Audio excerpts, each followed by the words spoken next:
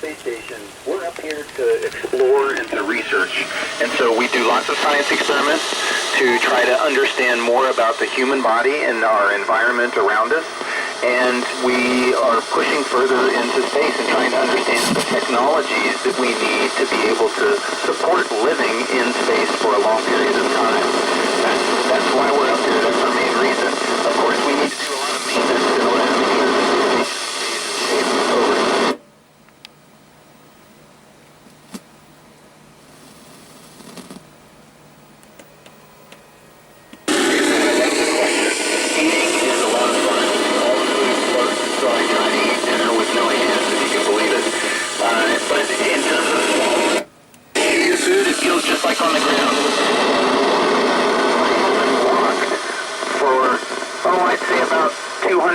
Now, I've been flying around the space station, so in a couple weeks I'm going to land and be able to walk for the first time. Over.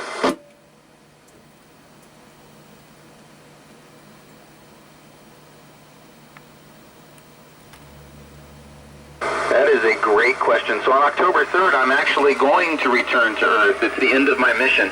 So we're going to get in our Soyuz vehicle, and it has a capsule that's very similar to, say, the capsules that took men to the moon, the Apollo capsule. So it's going to come back in, re-enter the Earth's atmosphere, and use drag to heat. It'll heat up and lose all of our energy through heat and slow us down. And then we have a big parachute that brings us softly down to the ground. Over.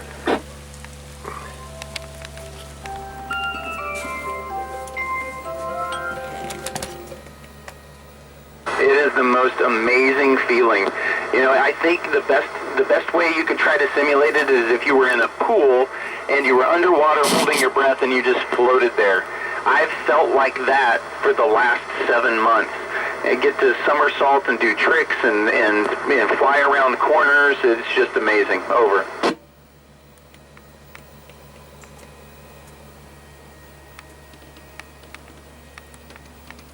Ashley, well, you know, it's really hard because not only do I float, but water floats too. So it's not like I can have a shower rain down on me to clean off. So we basically just wet a towel that has some soap in it, and then we rub our skin to get clean and then dry off. Over.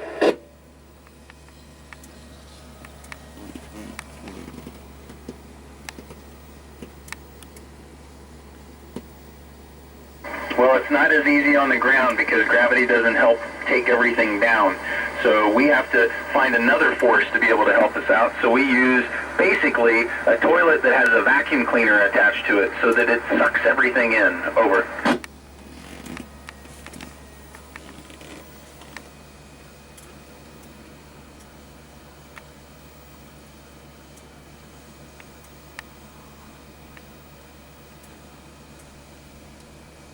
Yes, so it's football season, so I'm going to use a football analogy. I love them. So if I want to throw a pass down the field, I've got to throw the ball up so that it can go down the field, but I also have to throw it far. And so it's vertical velocity and horizontal velocity. If I throw the ball just straight up, then the ball comes straight down and it didn't go anywhere. So now imagine I try to throw that ball as far as I can down the field. So now it has a nice big arc to it. And that curve, if I throw the ball fast enough, that curve of that arc for the football is going to match the curve of the Earth because the Earth is a sphere. And so the magic number that we have up here to stay in orbit is 17,500 miles per hour. That's about 5 miles a second. That's how fast we need to go in order to match the curve of the Earth. Over.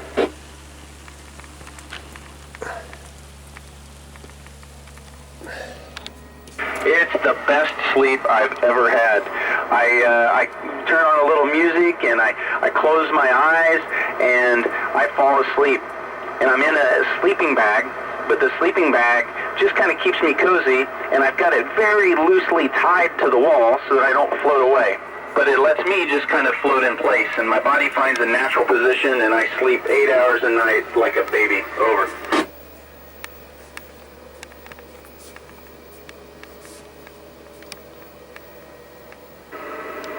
You know, so when I look out into space, space looks very similar to compare to what you can see on the ground. The moon is about about the same size. We're only 250 miles up, and the moon is 250,000 miles away from the Earth. So we're not much closer, so the moon looks about the same, and the stars in the Milky Way look about the same.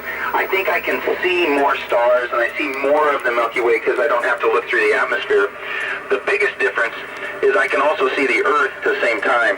And so I can fly over the United States, and I can see almost from the Canadian border down to the Mexican border, all in one view from left to right as we fly over and take in the entire United States all in one shot. It's amazing.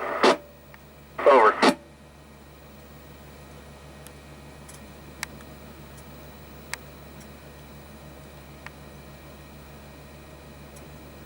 You know, we're only 250 miles away from the surface of the Earth, so we get as close to the sun as you do.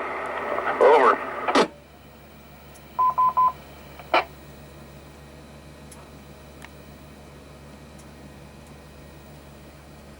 Well, part of our training is for everybody to have some level of medical training so that we can help each other if we get hurt. Now, I'm also fortunate because one of the astronauts up here is also a doctor, so he can help me out.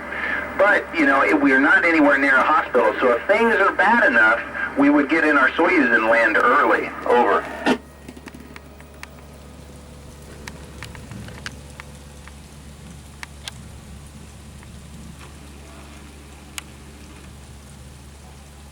You know, Brittany, that's one of the questions we're trying to answer up here. You know, I'm going to be up here 7 months. I've got a crewmate, Drew Morgan's going to be up here 9 months, and another crewmate, Christina Cook, who's going to be up here 11 months. And so we're doing research to see how the human body adapts to space, because if we're going to go to the moon, we're going to have to spend extended time in space. And when we go to Mars, we're going to have to spend even more time in space. And so we need to figure out how we can survive. Over.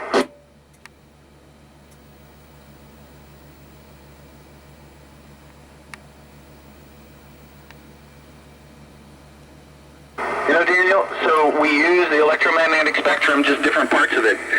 We have direct line of sight with UHF radios, and then we also use KU band radios through relay satellites, but it all involves electromagnetic spectrum. Over.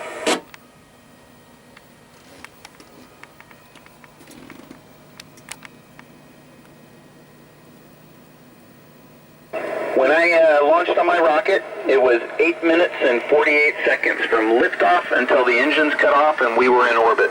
It's one of the most thrilling rides I've ever had. Over.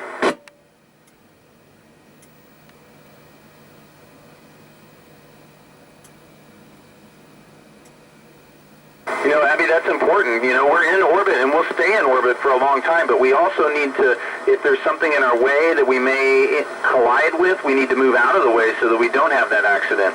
So we have engines that we can fire in order to move our orbit, to add energy and make our orbit grow, or take energy away and make our orbit shrink. Over.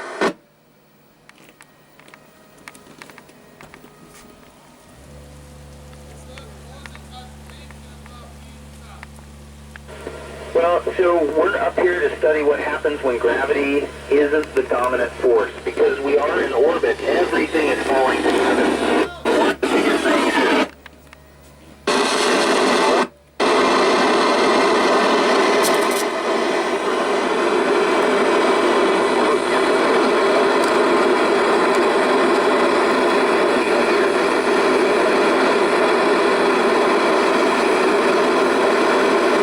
Nou, we zijn weer